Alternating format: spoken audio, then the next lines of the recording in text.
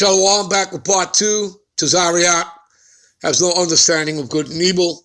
Let's continue. Let's play a little bit more of the Apostle Tahar's video here. Apostle Gabar. Salaki for that. That's why Sarnetta, of all people, who's not even a novice to the Bible, much less much less being a Bible scholar. But, that's why Sarnetta was able to toy. You see what he said about Tazarayach? And he has the title Captain Tazarayach. All right? Again, people, this is not difficult to understand. All right? For example, you could put up 100,000 videos. Okay? Does that make you a Bible scholar? Well, in reality, it should by reason of repetition, because repetition is the father of skill.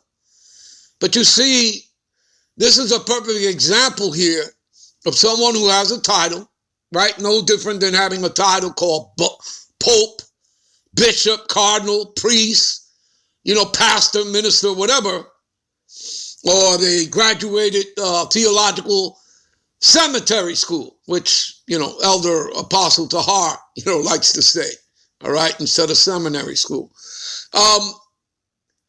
That stuff has nothing to do with discernment, with understanding.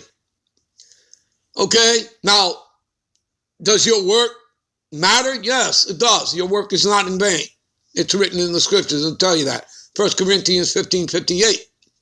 Right? But you are always abounding, always growing, always learning. Okay? There's no end to that. Okay? Again, you are to be diligent, which means to be continuous, never taking your hand off the plow, because anyone does, they are not fit for the kingdom. That is also scriptural. Okay? You understand? And being diligent to what? To make thy calling, which gets into the fact that you have to be invited into this. You don't walk in unawares. Okay? An election, you have to be chosen. Okay? And you don't choose the Lord, he chooses you. Okay? And what is that? Where do we read that? St. John 15:16. Okay? Ye have not chosen me, but I have chosen you. You understand? And when you read a little further down, it'll make a statement that, in this, I tell you that, to love one another. He's not talking to the whole world. He's talking to who? He's talking to the Israelites. He's talking to his disciples. To you Negroes, Latinos, and Native Americans. Okay? But believe it or not, this world perverses the scriptures. They've twisted your mind into believing that you take something as simple as that, to love everybody, it's talking about loving the whole world. No, it's not. It's talking about loving the love of your brethren. Just like in the commandments, love thy neighbor as love thyself. Who do you think it's talking about? Your brethren Israelites. Now, the scriptures also makes it clear that if at all possible, you get along with everybody. You understand? See that? You understand, people? All right? All right, let's play some more of this video here. All right? With Tazarayach, and basically that's what Tazarayach gets, because at one time he was the darling of that circuit, that Kemet circuit, which Sarnetta is part of. They were giving him all these praises, Captain Tazarayach, and that latest video, if you haven't seen it, shows just how much of a novice Captain Tazarayach really is in understanding the scriptures. That he's not all as deep as people think he is. Okay? And one of the... All right, that's enough of that. Let's get into it. All right? Let's get into it. let's start with the Lord created all things, all right, unto himself. All right, let's start there. All right, so give me a minute. All right, this is Proverbs 16:4. The Lord had made all things for himself. Do you see that, people? All things. Okay?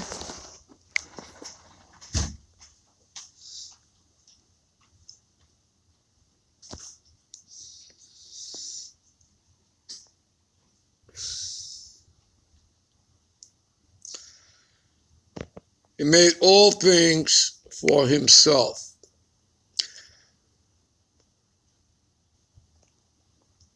Let me see what this says in the blue letter. Give me a minute. All right, this is the blue letter.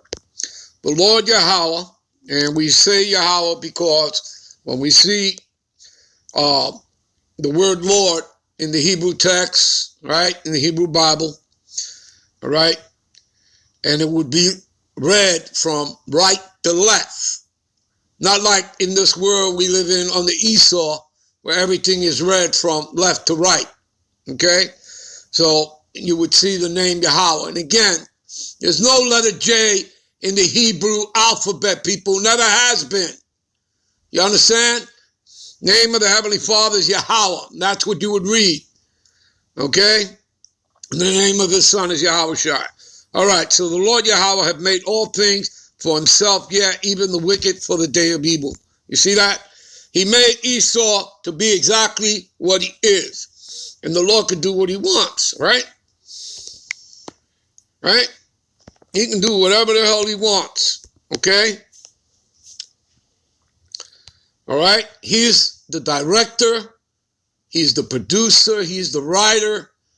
Okay? He's the potter, and we are the clay. Do you people understand that term? Because that term is used in the scriptures on more than one occasion. All right? Okay? Let's see here.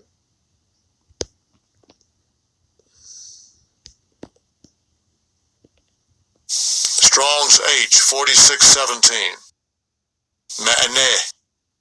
Ma'aneh. Answer. Second entry. Ma'anah. Answer, response for himself. All right? Hearing, answering prayers. All right? Okay, root to labor, heart, whatever. Okay, let's see here. See what else. Let's click on the root word etymology here.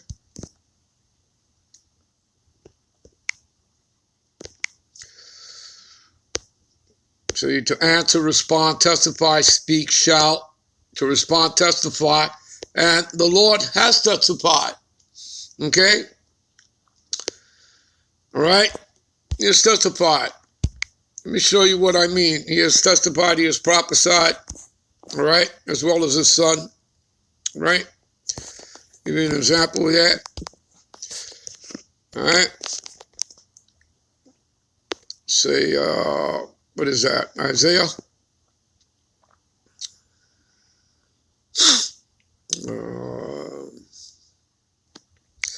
Isaiah 46:10, all right?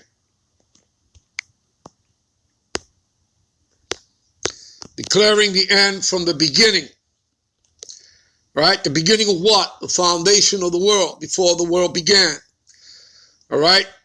It was declared. All this was envisioned by the Heavenly Father, Yahweh, right? All of the scriptures, okay? Before the foundation of the world, it was envisioned by him. Then it was given unto his messengers, the angels, and sent out and given unto who? His servants, the prophets, who wrote them down on tables, and then eventually wrote them down on paper, on scrolls. And eventually, over time, through history, this gets into a book form. You understand? And again, these scriptures are not of this realm. They're not of this world. They come from the heavens. James 3:17 will tell you that this wisdom comes from above you. What is above you? The heavens. And it is first pure before Esau perverts and corrupts your minds. You understand? All right? You get it, people? So, declaring the end from the beginning of the foundation of the world, before the world began. That's what that means. And from the ancient times, the things that are not yet done, saying, my counsel shall stand, and I will do all my pleasure. You understand this is prophecy? It is all predestined. You're all living predestined lives. Before Jacob was born and Esau, their lives were already predetermined, predestined. Do you understand this, people? So who's in charge? The Heavenly Father. He controls both sides, the left and the right, showing you balance. He controls good and evil. Let's get to the point.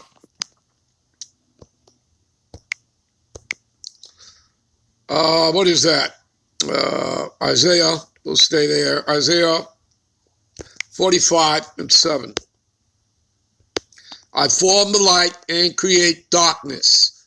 I make peace and create evil. By the way, people, when you're reading that, let's see if you have the same understanding I do. I form the light and create darkness. What is that? That's a balance, people. Light and darkness. You understand that? He made the children of the light, who are the Israelites, and he made the children of darkness, who are the Edomites. You understand that, people? I make peace and create evil. Again, what do we have there? A balance. Okay? The two different spectrums, like light and darkness, and peace and creating evil. And it says, I, the Lord Yahweh, do these things. And we show you that. You people like to freak out. Or we tell you that and you freak out. This stuff is all over the scriptures. His balance of good and evil being played out. From the Garden of Eden, right? You had the serpent, which is not a talking snake, but man, one of the sons of the wicked. The earth was broken up into three parts, all right, of man. All right? The sons of God, Yasharallah, princes of the power.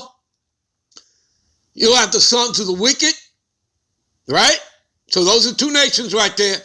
And then you have the sons of man, which are the other 16 heathen nations. There are your 18 nations. This is all explained here in the scriptures. You understand? Look, when Cain took out his brother Abel, right? Well, you know, the Lord, it's in the scriptures, that had to be, you know, filled up again. That line of righteousness. Okay? Because, you know, Cain represented the evil, while Abel represented the good. So Adam and Eve had to have another child, Seth. How many of y'all out there knew that? Seth plays an important role here. And then that line, and this is all in Genesis, early on. And it gives you, you know, the lineage, okay? All the way to, you know, getting to Noah. All right? And his three sons. And then, of course, the flood came. And then, of course, we get into the lineage continuing. All right? And again, good and evil has to be played out on the earth. So eventually, just like Cain and Abel, that happens with Jacob and Esau. One vessel is created unto honor and the other vessel is created unto dishonor. All right? All right, we're going to end this here and we'll be right back with part 3. All right? Show off.